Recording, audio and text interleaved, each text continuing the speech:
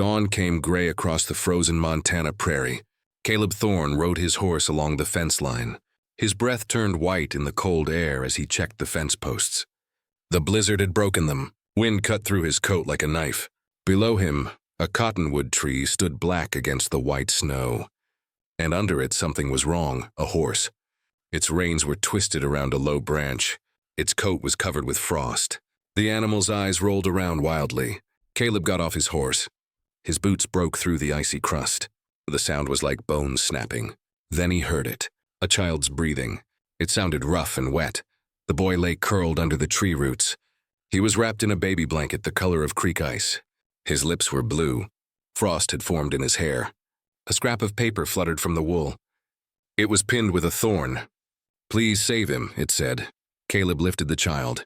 So light, too light. The blanket came too. Small fingers wouldn't let go. When the fabric moved, he smelled something beneath the cold. Beeswax, faint but clear. Something was sewn inside the blanket. The cabin door was stuck from the cold. Caleb kicked it open. The boy hung limp in his arms. Inside, the fire he'd left had burned down to coals. He laid the child on his bed and fed small sticks to the fireplace. Flames caught. Heat spread slowly. The boy didn't move. Caleb took off the wet clothes. The shirt was worn thin. The pants were too big. The boots were worn through at the bottom. The small body was pale as candle wax. His ribs showed. Bruises, old ones, yellowed along the left side. He wrapped the child in wool blankets. He tucked him close to the fire and set water to boil. The blanket, the blue one, lay folded beside the bed. Even damp, the stitching showed quality. French knots along the edge. Work that took months to learn, not rough frontier work. Caleb lifted it to the lamplight. The fabric smelled of cold and fear and something else. He pressed the lining. Stiff paper crinkled beneath his thumb. It was sealed with wax. A document was hidden inside. The kettle whistled. He poured hot water into a bowl, added a rag, and cleaned the child's face. Dirt came away in streaks. Underneath, the boy was maybe 4, maybe 5. Dark hair, gray eyes that didn't open. "Come on, son," Caleb whispered. "Stay with me." The boy's chest rose, fell, rose again. Outside, the horse he'd brought back made a sound from the barn. Caleb had rubbed her down and given her hay and water. Quality horse. Someone's prize mare, not a wanderer's old nag. He spooned warm broth between the boy's lips. Most of it ran down his chin, but some went in. The small throat moved and swallowed. "That's it," Caleb said. "That's good." An hour passed. The boy's skin lost its blue color. His breathing deepened.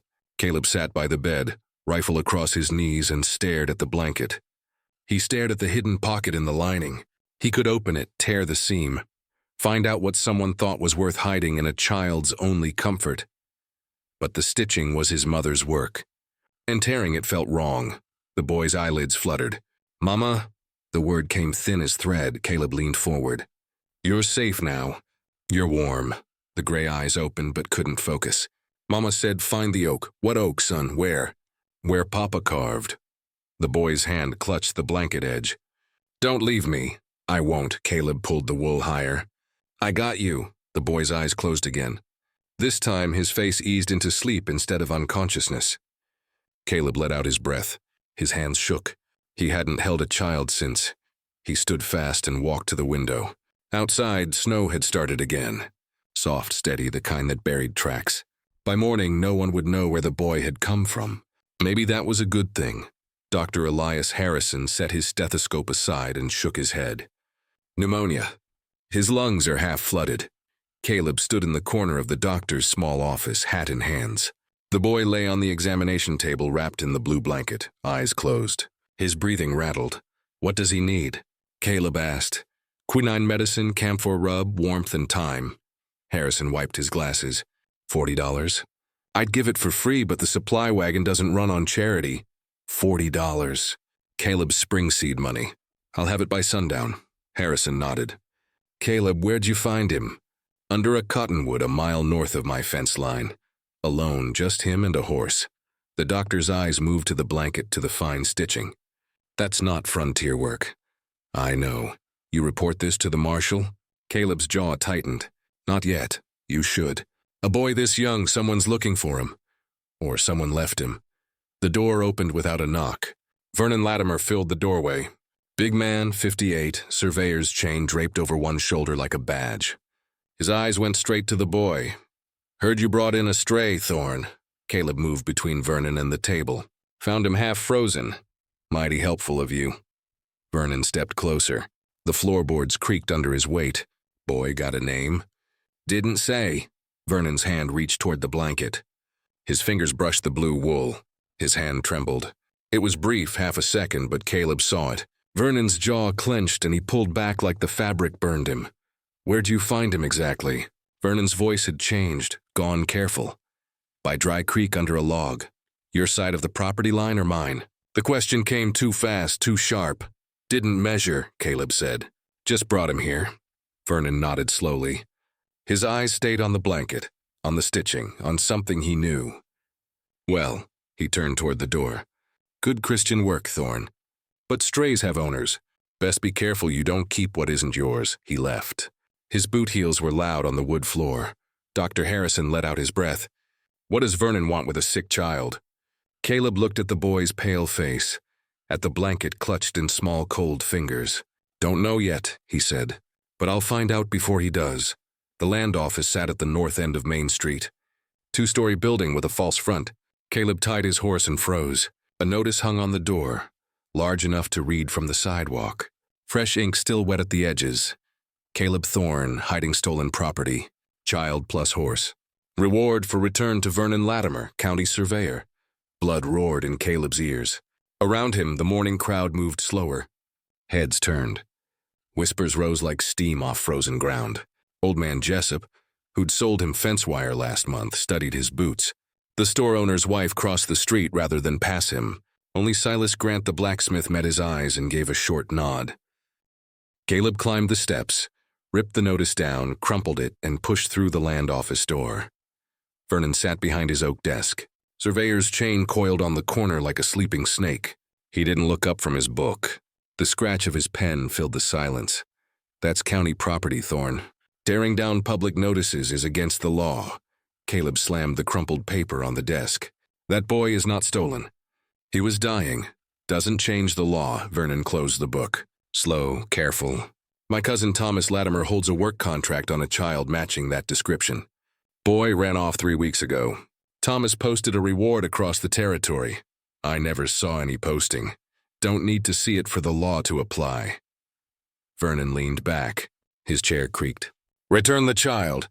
No questions asked. Or I involve Marshal Greer. Caleb's hands curled into fists. The smell of ink and dust pressed close.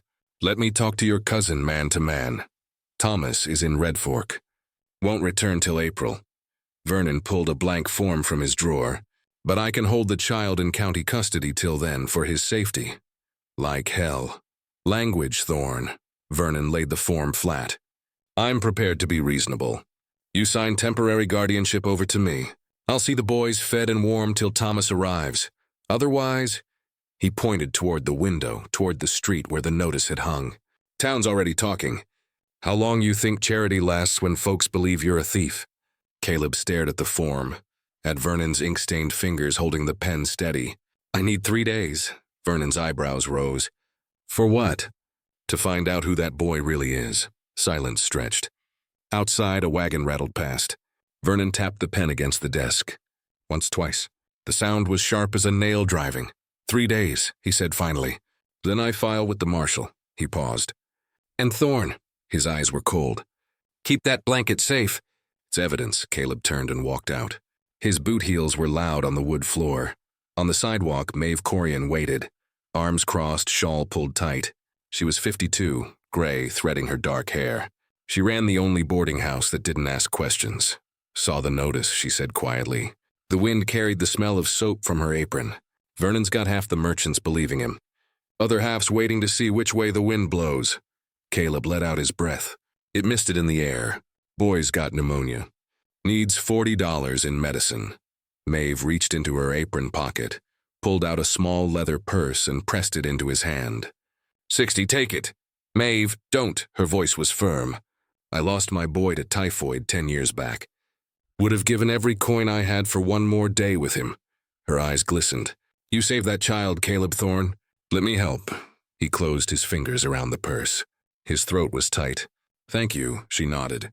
"Now get that medicine." "And Caleb," she glanced toward the land office. "Watch Vernon."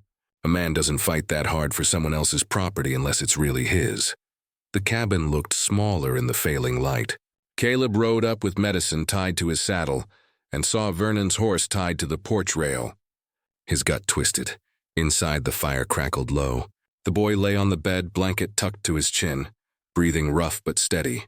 Vernon stood by the fireplace holding a rolled document sealed with red wax. "Didn't invite you in," Caleb said. He set the medicine on the table. "Didn't need an invitation." Vernon unrolled the document. The paper crackled. "This is a county removal notice, Thorne. Starting today, you've got 90 days to leave this property." The room tilted. "What?" Vernon laid the paper flat, smoothed it with one hand.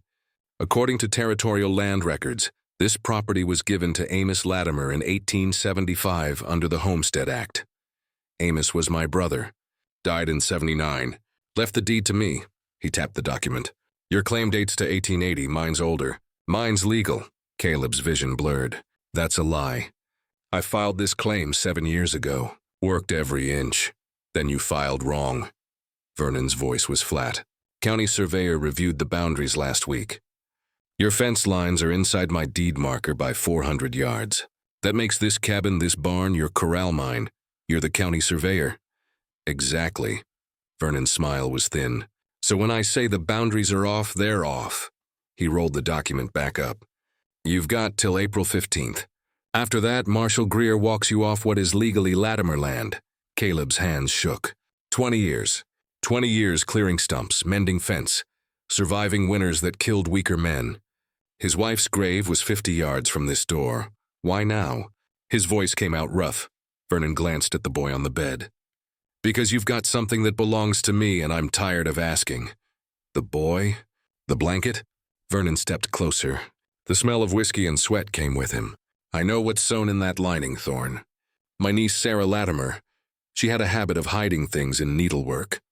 Clever girl." His jaw tightened. "Too clever." Caleb's breath caught. "Niece, Sarah's dead," Vernon continued. "Died in childbirth 4 years ago. Left behind a son," he pointed at the bed. "That son. And something else. Something she stole from me." "A land grant," Caleb said slowly, pieces falling together. "A land grant." Vernon's face darkened. "That document's a fake. Sarah never owned land. It's rightfully mine. And I'll see it destroyed before any illegitimate child claims what I've built." Silence pressed heavy. "The fire popped, so here's the trade," Vernon said. "Give me the boy and the blanket. I'll tear up this removal notice. You keep your land. Nobody gets hurt." Caleb looked at the boy. Small, fragile, fevered. He thought of the note. "Please save him." "No," he said. Vernon's face went cold. "You've got 90 days, Thorne. Then you'll have nothing. No land, no home." He moved to the door. "And I'll still take the boy." The door slammed. The boy whimpered in his sleep. Caleb sank into a chair, head in hands. The removal notice glared white on the table. Outside, the wind picked up. Snow began to fall again. Maeve Corian arrived at dawn with a pot of chicken broth and sharp eyes.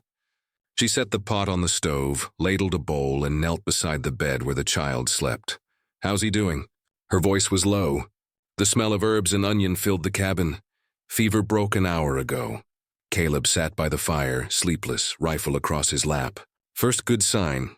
Maeve touched the boy's forehead and nodded. Then her eyes dropped to the blanket.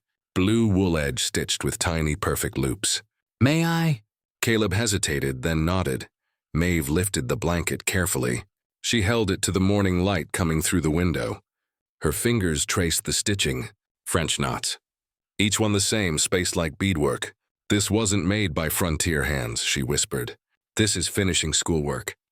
East Coast, maybe European." "Finishing school?" Caleb frowned. "My mother taught needlework in Philadelphia before we came west. This pattern," she pointed to the edge, "takes 6 months to learn. Only wealthy girls had time for it." Caleb leaned closer. The stitches were so small they looked like pearls. Vernon said his niece made it. "Sarah Latimer." Maeve's eyes widened. "Sarah, I remember her. Came to town 5 years ago. Pregnant, no husband. Vernon wouldn't let her stay at his house." She paused. "She lived in a room above the general store till she died. 4 years ago," Caleb finished. In childbirth. Maeve's hand covered her mouth. Dear God, this boy is Sarah's son. They both looked at the child. His chest rose and fell steady now. Color was returning to his cheeks. Vernon said she stole something from him. Caleb said, a land grant sewn in this blanket. Maeve ran her thumb along the lining seam, pressed gently. Here, her voice went quiet. Feel that? Stiff paper, sealed with something. Beeswax, Caleb said. I smelled it when I found him. Maeve's face grew hard. If Sarah hid a land grant, it's because Vernon tried to steal it.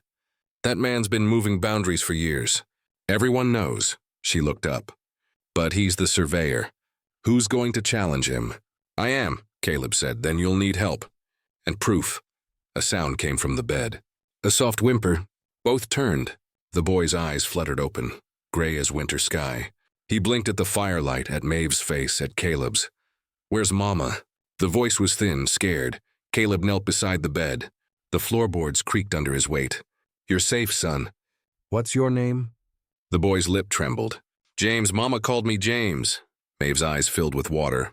She touched the boy's hair gently. James is a fine name, Mama said. The boy's small hand clutched the blanket. Mama said, find the oak where Papa carved our name. She said the land remembers. Caleb and Maeve looked at each other. Do you know where this oak is? Caleb asked. James shook his head. Mama drew it once. Big tree split by lightning, Maeve stood. I'll ask around quietly. See if anyone remembers an oak like that. She squeezed Caleb's shoulder. Her hand was warm. You did right, Caleb. Don't let Vernon convince you otherwise. After she left, James sat up slowly. Caleb brought him broth. The boy sipped. His hands shook, but he didn't spill. Are you my papa now? James asked. Caleb's chest tightened. I'm just helping till we find your people.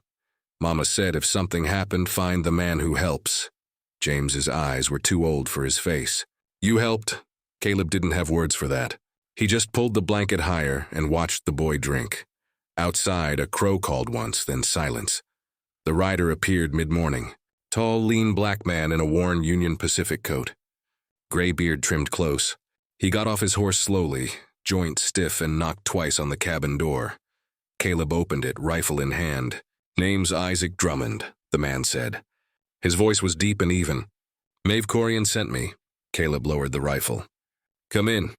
Inside, Isaac removed his hat and nodded to James sitting by the fire wrapped in the blanket. The smell of wood smoke and coffee filled the space. Heard you got trouble with Vernon Latimer. More than trouble, Caleb said. He's trying to take my land and this boy. Isaac pulled a rolled canvas from inside his coat. He laid it on the table. Worked 30 years for Union Pacific. Laid track from Omaha to Oregon. Part of my job was surveying. Every mile logged, every landmark recorded. He unrolled the canvas. It was a map, hand-drawn, careful lines showing rivers, ridges, property markers. Trees drawn as tiny symbols with notes beside them. This is the 1883 Montana Territory Survey, Isaac said.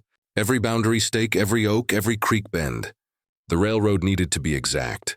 Wrong measurement, locomotive crashes, Caleb's breath caught. Does it show property lines? Every single one, including Latimer Holdings. Isaac's finger traced a section. Vernon's official county records say his brother Amos claimed 320 acres here in 1875. He tapped the map. But this survey, done in '83, shows those markers 400 yards east of where Vernon's got them now. He moved them, Caleb said. Blood pounded in his ears. Shifted every stake after the railroad survey was filed. Probably figured nobody'd check. Isaac looked up. His eyes were hard. But maps don't lie. Problem is, proving cheating takes more than a map. Takes witnesses. Takes legal standing. The boy, Caleb said slowly. James, if Sarah owned land next to Vernon's and she left it to her son, then the boy's got legal standing to challenge Vernon's boundaries. Isaac nodded. But you'd need Sarah's deed. Original document, not some county clerk's copy Vernon could change. Caleb's eyes moved to the blanket draped over James's shoulders. We've got it, he said. Sewn in that blanket, sealed with beeswax. Isaac studied the boy. Then Caleb, then you've got a chance. But move fast. Vernon finds out you've got proof. He'll burn this cabin and call it an accident. James looked up, eyes wide. Will the bad man hurt Papa? The word stopped Caleb cold. Papa Isaac's face softened. Not if we're smart, son. Caleb cleared his throat. What do we need? 3 things. Isaac counted on his rough fingers. 1, open that blanket. Get the deed out without destroying it. 2, find that boundary oak the boy mentioned. If it's on the map, it's proof. 3, get testimony. Maeve's quilting circle. Reverend Holcomb. Anyone who remembers Sarah. He paused. And then we wait for Judge Harlan's circuit.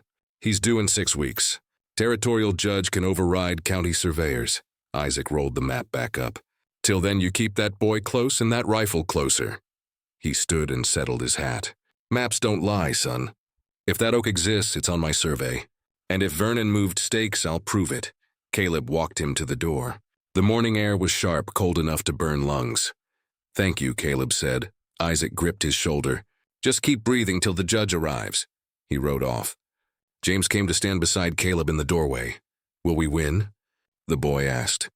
Caleb looked at the horizon, at the empty land Vernon claimed to own. We're going to try. Marshal Tate Greer rode up 3 days later. Federal star glinted on his coat. He was a hard man, 56, who'd kept peace in Montana territory since before statehood talk. He got off his horse with the slow reluctance of someone delivering bad news. Caleb.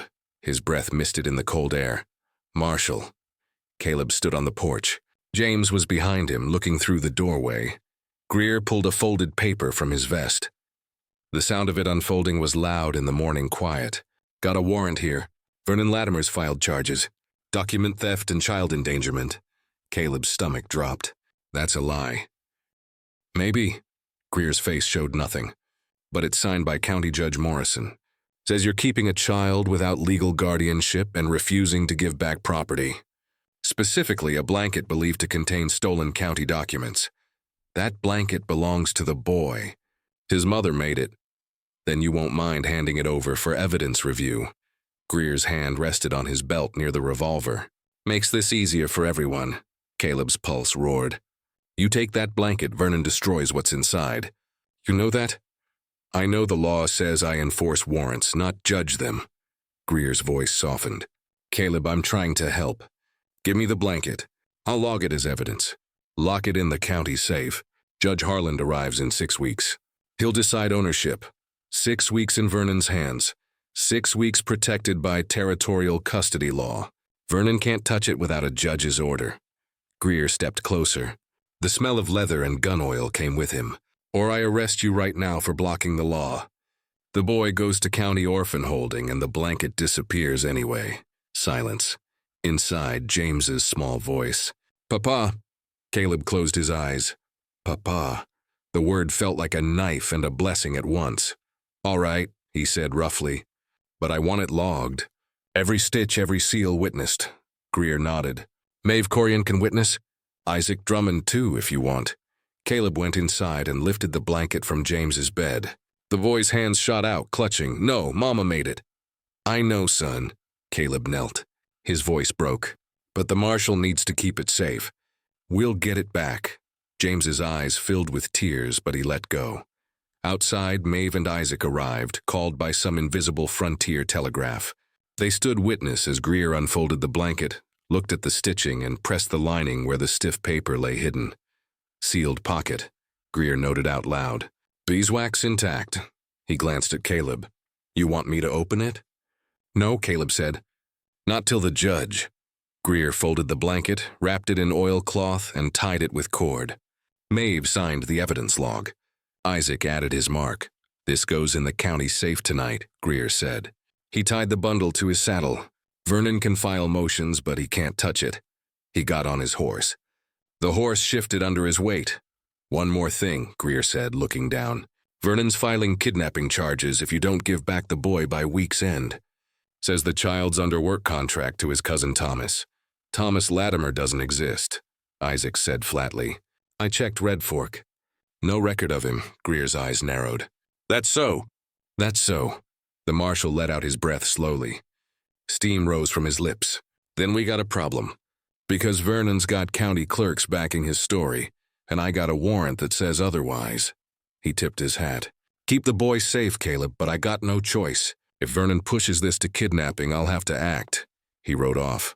The blanket disappeared into the morning light. James stood in the doorway. Tears streaked his face. Will we get Mama's blanket back? Caleb pulled him close. Yeah, son. We will. But the weight in his chest said otherwise. The land office couldn't hold everyone. Townspeople spilled onto the sidewalk, crowding the doorway, trying to hear. The smell of wet wool and tobacco smoke pressed thick. Vernon stood behind his desk like a judge. Surveyor's chain coiled on the corner. Ledger open. Caleb entered last. Maeve and Isaac walked beside him. Angry eyes tracked him. Pitying eyes looked away. Thank you all for coming, Vernon began. His voice carried. We're here to address a matter of public concern. The legal status of the child currently living with Caleb Thorne. Whispers rippled through the crowd. Vernon opened the ledger. 4 years ago, my niece Sarah Latimer died in childbirth. She left behind a son. He paused. Let it sink in. That son is the boy in Caleb's care. Gasps. Whispers. Caleb's jaw clenched so hard his teeth hurt. Sarah, Vernon continued, was given 320 acres by her father, my brother Amos, in 1882. When she died, that land passed to her son. As the child's only living relative and legal guardian under territorial law, I've been managing the estate. Managing or stealing? Isaac's voice cut through the room. Vernon's eyes narrowed. Mr. Drummond, I understand you've been spreading rumors about property lines. Let me be clear. County surveyor records are official. Railroad maps are not. Railroad maps don't lie, Isaac shot back. Yours do. Vernon ignored him and spoke to the crowd. Caleb Thorne found the boy and has refused to give him to proper legal custody. Why? He let the question hang. Because that child represents 320 acres of prime land. Caleb's own homestead is under removal. He's desperate. He sees the boy as a way to claim Sarah's estate through tricks. That's a lie. Caleb stepped forward. The floorboards creaked. I'm protecting him from you. Then why? Vernon said smoothly. Did you refuse to let Marshal Greer take the child to county holding where he'd be safe and fed and away from this fight? Silence. Because, Maeve said loudly, you'd kill that boy the moment he was alone, just like you killed Sarah. The room erupted. Vernon's face darkened. Sarah died of childbirth fever, he said coldly. Tragic but natural. Saying I murdered her is a lie, Mrs. Corian. Maeve's fists clenched. You forced her into poverty. Denied her medical care. That's murder where I'm from. Vernon turned to the crowd. His face was calm now, reasonable. This is exactly the hysteria I'm trying to prevent. The boy deserves a stable home, legal guardianship, and his inheritance protected. He paused. I propose a vote. Does this town recommend Caleb Thorne give the child to county custody while waiting for Judge Harlan's review? You can't vote on a child, Caleb said. His voice shook.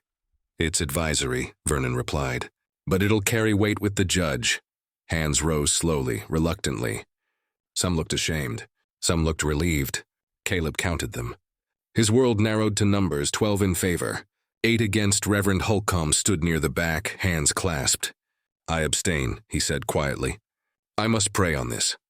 Caleb felt the floor drop away. 12. 12 people, neighbors. People he'd helped raise barns for, traded horses with. Now believed Vernon's lies. Vernon closed the ledger. The sound was final. The recommendation passes. Marshal Greer will be informed. Caleb, you've got till Sunday. After that, the law acts. The crowd left. Some touched Caleb's shoulder. Brief, sorry. Most avoided his eyes. Outside, the wind had picked up. Carried the smell of coming snow. Isaac gripped Caleb's arm. Don't give up. Town just voted against me, Caleb said. His voice was hollow. Town scared, Maeve corrected. Vernon controls their credit, their property lines, their livelihoods. Fear makes cowards. Caleb looked at the empty street, at the land office where Vernon's shadow moved behind lamplight. 4 days, he said. Then I lose everything. Maeve stepped in front of him, made him look at her. Not everything. You've still got that boy. You've still got us. And you've still got the truth. Truth didn't win today. No, Isaac said. But the vote did. We just learned something valuable. What? 8 people voted for you. That's 8 witnesses who will testify Vernon's lying. Isaac's eyes were hard. and 12 who will have to live with themselves when the truth comes out. James appeared in the doorway of Maeve's boarding house across the street. He'd been waiting there during the meeting. His face was pale. Caleb crossed to him and knelt down. "You all right, son?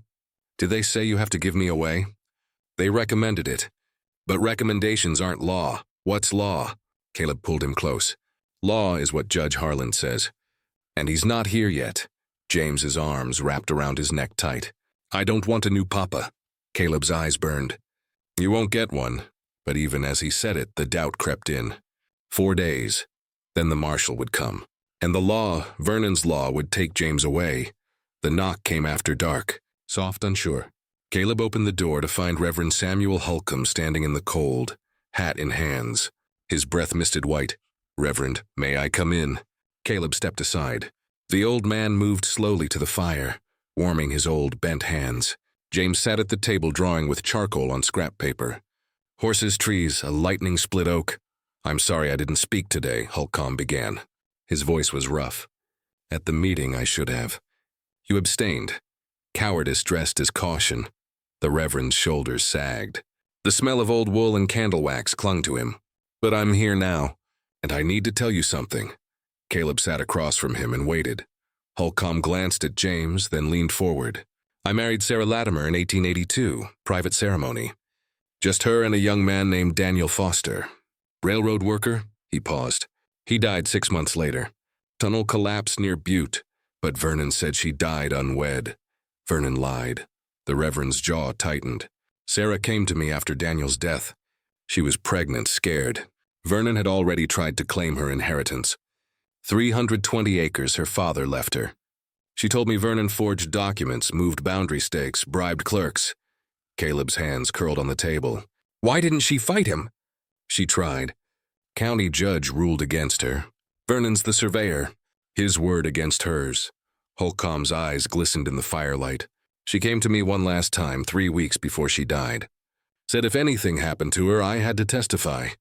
Had to tell the truth about her marriage, about Vernon's cheating. And you stayed silent. I was afraid." The words came broken, quiet.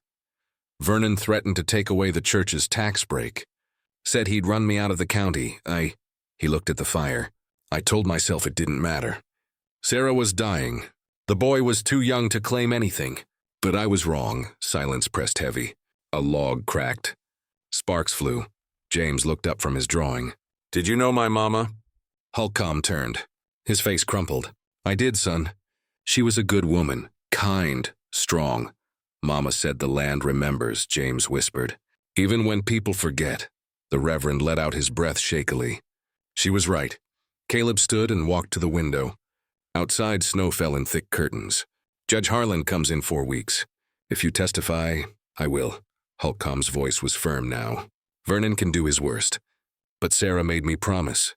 If anything happened to her, I'd testify the truth. I'm ready to keep that promise." Caleb held out his hand. Holcomb shook it. His grip trembled but held steady. "Thank you," Caleb said. After the Reverend left, James climbed into Caleb's lap, small arms wrapped around his neck. "Will the bad man take me away?" Caleb held him close. "Not while I'm breathing, son." But outside the wind howled, and 4 days felt like nothing at all. Maeve's boarding house dining room smelled of soap and lavender. 5 women sat around the long table. Quilting needles flashed under lamplight, voices low. They looked up when Caleb entered. "Weary measuring, ladies," Maeve said. "This is Caleb Thorne. He needs to see the ledger." An older woman, Mrs. Adelaide Grant, the blacksmith's mother, nodded slowly. "Maeve vouches for you." "That's enough." From beneath the table, Maeve pulled a leather-bound book, pages thick with ink. She opened it and Caleb saw columns. Names, dates, events. Births, marriages, deaths, property deals. "We've kept this for 30 years, Maeve said. Every woman here contributes. Anytime someone pays property tax, borrows money, files a deed, we write it down." She tapped the page. "It's how we know who owes what, who's honest, who's not." Caleb scanned the entries. His own name appeared. Caleb Thorne filed homestead claim 1880, 160 acres. Paid annual tax 1880 to 1886. Here. Maeve's finger traced a section dated 1881. Sarah Latimer, formerly Foster, paid property tax on 320 acres. Eastern Ridge boundary, $18 annual. Paid 1881, 1882, 1883. Caleb's breath caught. She paid taxes every year till she died. And, Adelaide said, the firelight caught the gray in her hair. Vernon never paid a cent on those acres. We noticed. We always notice. Another woman, Ruth Holloway, thin-faced and sharp-eyed, leaned forward. Vernon filed a deed claim on that same land in 1884, 1 year after Sarah's death. We wrote that down too. She tapped the ledger. The sound was sharp. Funny how a man suddenly owns property he never paid for. This proves cheating, Caleb said. In a just world, yes. Maeve's voice was hard. But judges don't accept women's records as evidence. Call it hearsay, gossip. Then what good is it? It's support, Adelaide said. You get the Reverend to testify Sarah was married. You get Isaac to show his maps. We provide the tax record. 3 sources, 3 different proofs. She met his eyes. That's harder to ignore. Caleb looked around the table. 5 women who'd been dismissed, overlooked, called gossipers and busybodies. They'd been building a counter-record for decades, keeping truth when the law forgot. Why help me? He asked. Because, Ruth said quietly. Vernon did the same thing to my sister. Shifted her boundary stakes, claimed her creek access. She couldn't prove it. Lost the land. Her jaw tightened. We don't forget. Maeve closed the ledger. The leather cover was worn smooth from years of handling. This ledger isn't legal in court, but it's truth. And truth has a way of mattering when light hits it right. She handed Caleb a folded paper. I made a copy. Every entry related to Sarah's property. Hide it. Bring it when Judge Harland arrives. Caleb took it. His throat was tight. Thank you. Don't thank us yet, Adelaide said. Thank us when Vernon's in chains. The women returned to their quilting. Needles flashing. Quiet voices weaving stories into fabric, keeping the truth alive 1 stitch at a time. Outside, the snow had stopped. The sky was clear, stars visible between the clouds. Caleb walked back to the cabin with the paper folded inside his coat against his heart, where it felt like armor. Marshal Greer returned on the 5th day. This time his face was serious. The morning sun caught frost on his coat as he got off his horse. Got something you need to see. He unfolded a document on Caleb's table. Parchment, official-looking, with signatures and a wax seal. The smell of old ink filled the cabin. Work contract, Greer said. Signed by Sarah Latimer in 1883. Binding her son to the guardianship and labor of Thomas Latimer for 10 years after her death. Caleb's vision blurred. That's a fake. Maybe, but it's got her signature. Witness marks from 2 county clerks, Greer pointed. His finger left a smudge on the corner. Where'd Vernon file it this morning? Says it's been in his family's records. Just found it. Just found it, Caleb repeated. His voice was flat. Right when he needs it. That's what I thought too, Greer's eyes were hard. But legally this gives Vernon custody. Unless you can prove it's fake. The ink, Isaac said from the doorway. He stepped inside, snow dusting his shoulders. The cold came with him. Let me see that, Greer handed it over. Isaac held the document to the lamplight. He studied the signature, the date, the seal. This ink's too fresh, he whispered. Look. He pointed to the fancy writing on Sarah's signature. Ink from 1883 would have browned by now. Oxidized, this is blue-black, recent. Can you prove that? Greer asked, not me. But I know a man in Helena, territorial ink inspector. Tests documents for the land office when cheating's suspected. Isaac looked at Caleb. We send this to him. He can date the ink chemically. 3 days turnaround. Greer let out his breath. It steamed. 3 days. And Vernon's pushing for immediate custody transfer. Then stall him, Isaac said. Tell him the document needs territorial verification. That's standard procedure for work contracts, isn't it? Greer's mouth twitched, almost a smile. It is now. He took the document back and folded it carefully. I'll send it to Helena today. But Caleb, if this comes back as real... It won't, Caleb said. If it does, Greer continued, I got no choice. Outlaws. After he left, Caleb sank into a chair. 3 days. Then Vernon finds another trick. Maybe, Isaac said. He poured coffee from the pot on the stove. The smell was bitter, strong. But he's getting sloppy. Forging documents in a rush. That's desperation. Or confidence, Isaac shook his head. Confident men don't forge papers. They use what they've got. He tapped the table. Vernon's running scared. We just need to spook him one more time. James appeared from the back room. Hair messed from sleep? Is the marshal taking me? Not today, son, Caleb said. When? Caleb pulled him close. Not ever if I can help it. But the weight of the promise felt heavier each time he made it. Isaac rode in 3 days later. Saddlebags bulging with documents. He spread them across Maeve's dining table. Official territorial records stamped and sealed. The paper crackled under his hands. Found what we needed, he said, voice tight with satisfaction. Caleb, Maeve, and James crowded close. The smell of fresh bread from Maeve's oven mixed with the mustiness of old documents. Vernon Latimer's surveyor license, Isaac began. He tapped the first document. Issued 1875. Suspended 1878 for boundary irregularities. That's territorial code for cheating. Suspended, Caleb's pulse quickened, for 6 months. Then brought back after he paid a fine to the territorial governor. Isaac's lip curled. Which is code for bribe. He pulled out another sheet. Suspended again in 1881, same charge. Same outcome. Twice, Maeve breathed. He's been doing this for years. 12 years minimum. Isaac laid out a third document. A ledger with entries in different handwriting. This is the Territorial Land Office's complaint log. Between 1878 and 1886, 16 families filed disputes against Vernon's boundary surveys. Every single one dismissed. Why? Caleb asked. Because Vernon's the county surveyor. No higher authority to challenge him, except the territorial judge. Judge Harland only comes around twice a year. Isaac's finger traced the entries. By the time complaints reach him, families have already lost their land. Moved on or died. Maeve's hands shook. She gripped the edge of the table. 40 properties, you said.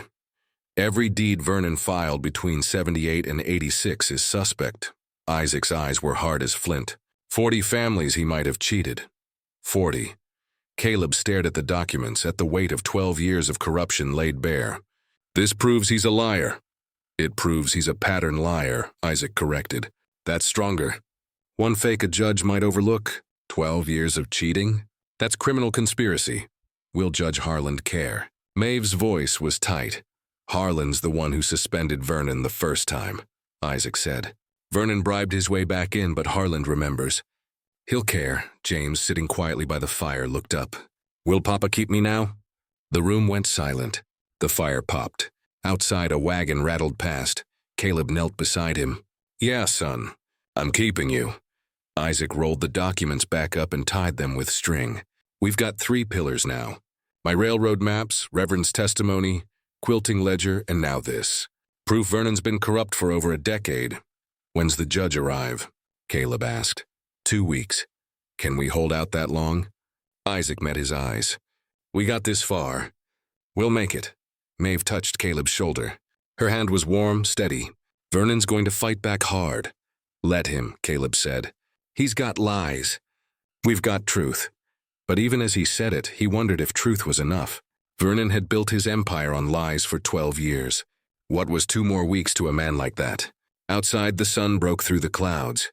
Light spilled across the snow, turning it gold. For a moment, the world looked clean, new. James came to stand beside him at the window. Papa, yes, son, when this is over, can we go see the oak? The one Mama talked about? Caleb looked down at the boy's upturned face, at the hope still living there despite everything. Yeah, he said. We'll go see it together. And that promise felt like the only true thing in the world. The pounding on the door came near midnight. Loud, unsteady. Caleb grabbed his rifle and told James to hide under the bed. Open up, Thorne. Vernon's voice was slurred with whiskey. Caleb cracked the door, rifle raised. Vernon swayed on the porch, coat unbuttoned, face flushed. No surveyor's chain, no ledger. Just a man coming apart. The smell of whiskey rolled off him like smoke. Come to talk, Vernon mumbled. Man to man. You're drunk. Damn right. Vernon pushed past him, stumbling to the fireplace. You know what it's like keeping this county running. Every boundary, every deed, every fence post. My responsibility. Caleb's fingers stayed near the trigger. Get to the point. Sarah. Vernon's voice cracked. He stared at the fire. My niece. She was supposed to marry the man I chose. Good family, money. He laughed, bitter, broken. Instead, she ran off with some railroad rat who died in a tunnel. Left her pregnant, penniless, and you turned her away. I offered help, Vernon spun. His eyes were wild, red-rimmed. Room in my house, food, care, if she signed over her land. His fist hit the mantel. The sound was dull. That land was mine by right. My brother promised it to me. But he gave it to her. A girl? What's a girl need with 320 acres? It was hers, Caleb said quietly. She refused me. Vernon's voice dropped. Moved into that room above the general store. Wouldn't speak to me. Worked herself half to death washing clothes, mending shirts. He paused, breath rough. When she died, I didn't mean for her to die. But you waited, Caleb said. His voice was cold as the night air. Waited for her to die so you could take what she wouldn't give. Vernon's face twisted. You don't understand. I built this county. Every road, every registry, every... He pointed at Caleb. The gesture was unsteady. And now you and that boy. You're going to ruin everything. That boy's name is James. That boy's a problem. Vernon stepped closer, reeking of whiskey and sweat and something sour. And I'm done asking. You hand him over by dawn, or I burn this cabin with or without you in it. Silence. The fire crackled. Outside, the wind scraped branches against the roof. Get out, Caleb said. Vernon stared at him, swaying. Then he turned, stumbled to the door, and disappeared into the dark. His footsteps were uneven on the frozen ground. Caleb stood there, heart hammering, until James crawled out from under the bed. He's scared, the boy whispered. Caleb looked down, surprised. What? The bad man. He's scared. James's eyes were too old for his face. Mama said people hurt others when they're scared of being hurt. Caleb knelt and pulled him close. Your mama was wise. Outside, something metallic clinked on the porch. Caleb opened the door, rifle ready. On the step lay Vernon's surveyor's chain, coiled like a dead snake glinting in the moonlight. Left behind, forgotten, or given up. Caleb picked it up. The metal was cold, heavy, each link marked with notches from years of use. Years of measuring false boundaries. He brought it inside, set it by the fire. What is it? James asked. A tool, Caleb said. For measuring land? He looked at the boy. Your land.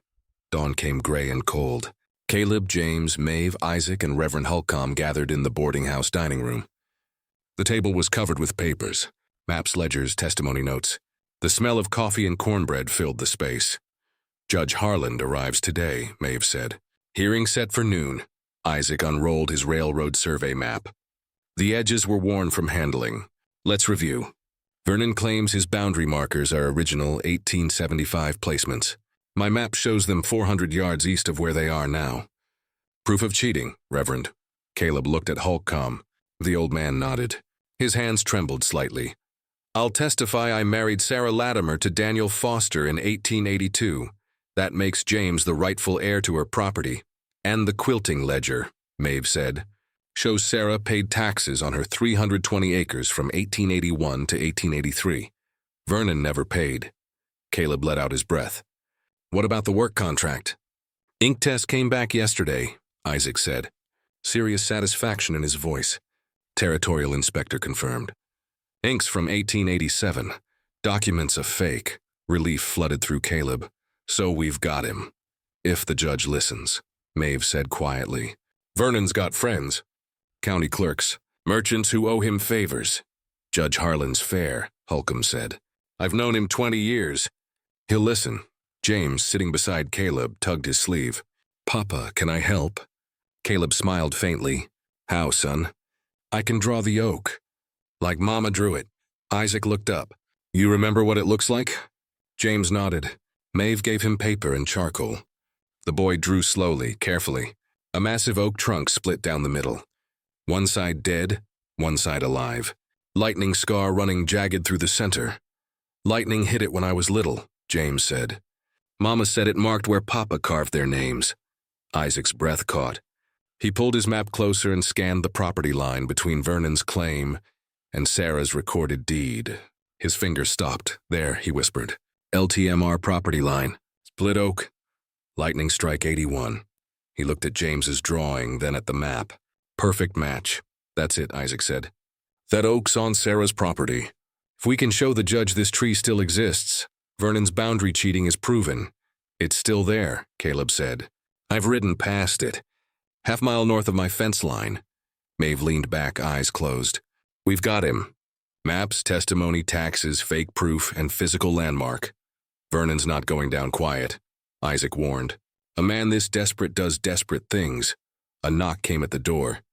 Maeve answered. Marshal Greer stood there, hat in hand. Judge Harlan's in town, he said. Wants to meet at noon. Neutral ground, he looked at Caleb. That means here. Maeve's dining room. We'll be ready, Caleb said. After Greer left, they sat in silence. The weight of what was coming pressed down like snow on a roof. James climbed into Caleb's lap. Will we win? Caleb looked at the evidence spread across the table. At the allies who'd risked everything to help. At the boy whose mother had sewn truth into fabric and hidden it away, trusting someone would find it. Your mama believed in the land remembering, he said. Believed in people who help. He held James closer. I believe in that too. Outside, the sun climbed higher. The snow began to melt. Water dripped from the roof edges. Steady, rhythmic, the sound of winter breaking. By noon, the room was packed. Townspeople filled every chair, stood against the walls. The air was thick with breath and waiting and the smell of damp wool. Judge Harlan had arrived, and everything was about to change. Judge Harlan sat at the head of the table. 64, silver-haired, sharp-eyed. He wore a dark coat, plain but well-made. Marshal Greer stood behind him. The room fell silent when he raised his hand. Vernon sat across from Caleb. Ledger open, jaw tight. The surveyor's chain was absent, still at Caleb's cabin where he'd dropped it. This hearing, Harlan began, is to determine legal guardianship of the minor child known as James, and to settle disputed property claims related to the estate of Sarah Latimer, deceased. He looked at Vernon. His gaze was steady. Mr. Latimer, you claim guardianship by blood relation and work contract. Is that correct? It is, Your Honor. Vernon's voice was controlled, but his hands gripped the table edge. And you, Mr. Thorne, contest this claim? Caleb stood. I do. On grounds that Mr. Latimer's documents are fake. His property claims are false, and his guardianship would endanger the child's life. Murmurs rippled through the crowd. The smell of coffee and nervous sweat filled the air. Harlan raised a hand. Silence fell. We'll hear evidence. Reverend Holcomb, you have testimony? Holcomb stood, trembling but firm. I married Sarah Latimer to Daniel Foster on June 12, 1882. I recorded it in the church register. His voice grew stronger. Daniel died 6 months later in a tunnel collapse. Sarah was pregnant with his child, James. Vernon's face darkened. There's no county record of that marriage. Because, Holcomb said, voice steady now, Sarah feared you'd contest it. She asked me to keep the record in church files only. Harlan made a note. The scratch of his pen was loud. Mrs. Corian. Maeve stood, quilting ledger in hand. This ledger tracks property tax payments in our county for 30 years. Sarah Latimer paid taxes on 320 acres every year from 1881 to 1883. She opened to the marked page. Vernon Latimer paid nothing on those acres until 1884 after Sarah's death. That's hearsay, Vernon snapped. It's support, Harlan said mildly. His tone didn't change, but his eyes sharpened. Mr. Drummond, Isaac unrolled his map across the table. The paper rustled. This is the 1883 Union Pacific Railroad survey. Every property line, every landmark logged. Here, he pointed, is the boundary between Vernon's claim and Sarah's deed, marked by a split oak. Lightning struck in 1881. He pulled out a second document. Vernon's county surveyor map. He laid them side by side. Vernon's map shows his boundary 400 yards west of the railroad survey. That's cheating, or surveyor error, Vernon said quickly. Too quickly, not with this. Isaac laid down a third document. The territorial complaint log. 16 families filed boundary disputes against you between 1878 and 1886. Your license was suspended twice for cheating. The room erupted. Voices rose. Someone shouted. Harlan slammed his hand on the table. The sound cracked like a gunshot. Order. Silence crashed down. Vernon's face was white. Those complaints were dismissed. Because, Isaac said coldly, you bribed your way back to office. Harlan's eyes narrowed. Mr. Latimer, explain why your surveyor records contradict railroad surveys, tax records, and witness testimony. Vernon stood. His chair scraped loud against the floor. Your Honor, these people are conspiring to tell the truth, Maeve interrupted. They want the boy's land, Vernon said desperately. Thorne's under removal. He's using the child to... The removal notice issued by you, Harlan said, based on a deed you claim comes before Mr. Thorne's homestead. Do you have the original deed? Silence. Mr. Latimer, it's in county archives, which you control as surveyor. Harlan leaned back. His gaze was iron. Convenient, Vernon's hands shook. Your Honor, I've served this county for 12 years, Harlan said, during which time your license was suspended twice. 16 families filed complaints, and now we have evidence of forged work contracts. He tapped the ink inspector's report on the table. The document you filed claiming custody rights over this child? The ink dates to 1887, not 1883. The room held its breath. Vernon's voice cracked. That's impossible. The territorial ink inspector disagrees. Harlan's voice was cold now, final. Mr. Latimer, I'm ordering you to produce the original 1875 deed you claim gives you ownership of Mr. Thorne's land. You have until I finish hearing testimony. Vernon sat down hard. His face was gray. An hour passed. The county clerk arrived, nervous, sweating. He brought the archive box. Harlan opened it, searched through deeds, registries, certificates. No 1875 deed to Amos Latimer. Mr. Latimer, Harlan said quietly. Where is this deed? Vernon stared at the table. His lips moved, but no sound came. Mr. Latimer. It doesn't exist, Vernon whispered. The room exploded. Harlan's hand slammed down again. Explain, Vernon's face crumpled. The land was supposed to be mine. My brother promised it before he died, but he left it to Sarah instead. To a girl, his voice broke. I moved a few stakes, changed a few dates, made sure what was rightfully mine stayed mine. You committed cheating, Harlan said flatly. I kept this county running. Vernon stood, wild-eyed. Every road, every bridge, every family that settled here, I made that happen. And Sarah was going to ruin it with her railroad husband and her... He pointed at James, her illegitimate child. James was legitimate, Holcomb said quietly. I married them, Vernon laughed. Bitter, broken, doesn't matter. She died anyway. And the land... He stopped. His shoulders sagged. The land should have been mine. The land, Harlan said, belongs to her son. Vernon froze. James, sitting beside Caleb, looked up at the judge. His voice was small but clear. Can I stay with Papa? The room held its breath. The only sound was the drip of melting snow from the roof edges outside. Harlan's face softened. Son, what's your name? James, the boy looked at Caleb. James Thorne. If Papa wants me, Caleb's throat closed. He pulled James onto his lap. Yeah, son. I want you, Harlan made a note. His pen scratched across paper. Then by the authority of Montana Territorial Court, I declare James Latimer, now James Thorne, legal heir to 320 acres deeded to Sarah Latimer, and ward of Caleb Thorne. He looked at Vernon. His voice went hard. Your guardianship claim is denied. Your surveyor license is taken away. And you, sir, are under arrest for cheating, forgery, and child endangerment. Marshal Greer stepped forward, handcuffs in hand. The metal clinked. Vernon sagged. I didn't mean... I just wanted what was mine. It was never yours, Maeve said quietly. Greer handcuffed Vernon and led him toward the door. The crowd parted. Some looked away. Some stared. Vernon's boots dragged on the floor. At the door, he stopped. Looked back at James. Sarah loved that boy, he said roughly. She shouldn't have, but she did. Then he was gone. The room stayed silent for a long moment. Then someone, Silas Grant the blacksmith, started clapping. Slow at first. Then others joined. The sound built like thunder. Caleb stood, uncertain. James clung to him. Isaac picked up Vernon's surveyor chain from where Caleb had brought it, held it up. This tool, he said loudly, has been used to steal land for 12 years. Today we use it to give land back. He looked at Caleb. Let's go measure that oak, they rode out. Caleb, James, Isaac, Maeve, half the town. To the split oak. The tree stood massive against the afternoon sky. One side blackened and dead.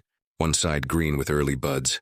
lightning scar running through the center like a wound that wouldn't heal, carved into the living side. Weathered but visible. Daniel plus Sarah, 1882. Isaac used Vernon's own chain to measure from the tree to the existing boundary stakes. 400 yards, exactly where the railroad map said it would be. This land, Isaac said, driving a stake into the soft ground, belongs to James Thorne. The crowd cheered. James's hand was tight in Caleb's. Is it really mine? The boy asked. Caleb knelt. Yeah, son. Your mama made sure of it. James looked at the tree, at his parents' names carved into the bark. Can we come back? Anytime you want. The sun broke through the clouds. Light spilled across the meadow, turning the wet grass gold. For the first time in months, the air smelled of warm earth instead of snow. Spring had come. 1 week later, Caleb and James stood in the corral, watching a young Mustang pace the fence line. The horse was skittish, wild-caught, untrusting, but its eyes tracked them with curiosity beneath the fear. Easy, Caleb whispered, hand on James's shoulder. Let him come to you. The boy held out his palm, empty. The horse snorted, tossed its head, but stepped closer. Its breath steamed in the cool morning air. A wagon rattled up the path. Maeve and Isaac with Adelaide Grant and Ruth Holloway from the quilting circle. They carried food, tools, fence posts. The smell of fresh bread rode the breeze. Heard you're rebuilding, Maeve called, climbing down. Thought you could use hands. Caleb's throat tightened. You don't have to. We know, Adelaide said. But we're here anyway. By noon, half the town had shown up. Men stringing wire, women cooking over open fires, children playing near the creek where the water ran clear and fast with snowmelt. The same neighbors who'd voted against Caleb now worked beside him. Faces shadowed with shame and determination. Silas Grant, the blacksmith, hammered a new gate hinge. Sparks flew. I'm sorry, Caleb, for not speaking up. Caleb wiped sweat from his forehead. You're speaking now. That's enough. Marshal Greer rode up mid-afternoon, legal papers in hand. Vernon's trial set for June. Territorial prosecutor says with the evidence he'll get 10 years minimum. And the land? Caleb asked. James' 320 acres are legally his. Free and clear. Greer handed over the deed. The paper was thick, official, sealed with red wax. Judge Harlan signed it yesterday. Caleb stared at it. James's name in careful ink. James Thorne, rightful heir. That evening, Caleb sat James down at the table. The lamp cast soft light across the boy's face. We need to talk about the land. James looked up, worried. Are we losing it? No, son. But we've got more than we can work. 320 acres yours. 160 mine. That's too much for 2 men and a boy. What do we do? I'm going to sell half of your land. 160 acres. Use the money to pay off the mortgage, buy horses, stock the barn. Caleb met his eyes. That leaves 160 for you. Your inheritance. When you're grown, it's yours. James thought for a moment. His finger traced patterns on the table. Will we still have the oak? The oak's on your 160. Stays, the boy smiled. Then that's good. Caleb reached across the table and ruffled his hair. You're wise like your mama. Later, as the sun dropped low and turned the sky pink and gold, James stood beside the corral fence, watching the Mustang. Papa, will you teach me to break horses? Caleb leaned against the rail. The wood was warm from the day's sun. Every morning, son. Long as you want. James's hand found his. Small fingers wrapped around rough palm. I like mornings now, the boy said. Caleb looked down at him. At this child who'd come to him half frozen and silent, who now laughed and asked questions and called him Papa without hesitation. Me too, son, he said. Me too. Scene 2, motifs, lock, and epilogue. Sunday morning broke clear and warm. The first true spring day, Caleb and James rode to the boundary oak. The blanket, returned by Marshal Greer after the trial, was folded carefully in Caleb's saddlebag. The tree stood massive and scarred, one side blackened from lightning, the other side green with new leaves. At its base, the old carvings weathered but visible. Daniel plus Sarah, 1882. James got off his horse. Touched the letters with careful fingers. Papa carved this. Your first papa, Caleb said quietly. The one who loved your mama. James was silent for a moment. Can I have 2 papas? Caleb's chest tightened. Yeah, son. You can. He pulled the blanket from the saddlebag. Clean, mended. The beeswax seal opened, and the land grant filed safe in territorial records. James took it, ran his fingers over the fine stitching his mama's hands had made. "I want to leave it here," James said, "so Mama knows I'm safe." Caleb helped him drape it over a low branch. Blue wool bright against dark bark. The wind caught it gently. It fluttered like a flag of peace. From his pocket, Caleb drew his knife. "Your turn now," he carved slowly, carefully below the old letters. James Thorne, 1887. James traced the fresh cuts with small fingers. "It's real now. It's always been real, son." They stood there, silent. The blanket fluttering above them, the smell of warm earth and new grass rising. "I brought something else," Caleb said. From his saddlebag, a small apple sapling, roots wrapped in burlap, still damp from the creek. Together, they dug a hole at the tree's base. James held the sapling steady while Caleb packed earth around it. The soil was dark, rich, ready. "When you're grown," Caleb said, "this tree will give fruit. And you'll remember this day." James looked up at him, gray eyes serious. "Mama said the land remembers. Do you think she knows I'm safe?" Caleb knelt and pulled him close. "Yeah, son. She knows." They rode home as the sun climbed. The oak standing behind them, witness and promise both. The blue blanket catching light like water. That evening, Maeve brought Sunday supper. Isaac told stories of railroad days, of track laid across mountains, of men who'd worked together to build something lasting. The cabin filled with laughter and warmth, voices layered over one another like music. And for the first time since his wife died, Caleb Thorne felt the word that had escaped him for 5 long years. Home. James fell asleep in his chair after dinner. Caleb carried him to the bed, bigger now with a real mattress, wool blankets without holes. The boy's breathing was deep and even. No rattle, no fever, just the sound of a child sleeping safe. Caleb stood by the window, looked out at the land he'd almost lost, at the barn being rebuilt, at the fence posts standing straight and true. The moon rose full and bright. Silver light spilled across the valley. He thought of Sarah, of a woman desperate enough to sew truth into fabric and leave her son to the mercy of strangers, of how she'd believed, had to believe, that someone would find him, would keep him, would love him. "We got him, Sarah," Caleb whispered to the night. "He's safe now," the wind answered, soft, carrying the smell of apple blossoms that weren't there yet but would be. Come summer, come harvest, Caleb closed his eyes. And for the first time in a long time, he slept without dreaming of graves. There's a thing about land that folks who've never worked it don't understand. It isn't just dirt and grass. It's memory. Every fence post you sink, every stone you clear, every seed you plant, the land holds it. Remembers, Caleb Thorne learned that the hard way. He'd buried his wife on that land. Thought it would bury him too. Slow and cold, one winter at a time. Then a boy came, half frozen, clutching a blanket that held more than warmth. It held truth. And truth, Caleb learned, was the one thing even corrupt men couldn't bury forever. Vernon Latimer spent 12 years stealing what wasn't his. Moved stakes, forged papers, convinced himself that because he'd worked the system, he'd earned the reward. But systems break. When they do, it's the quiet people, the quilting circles, the old railroad men, the preachers with guilty consciences, who remember what the law forgot. By June, Vernon was in territorial prison. His surveyor's chain hung in Isaac's barn, a rusted reminder of what happens when a man measures wrong. By July, the apple sapling at the boundary oak had sprouted new leaves.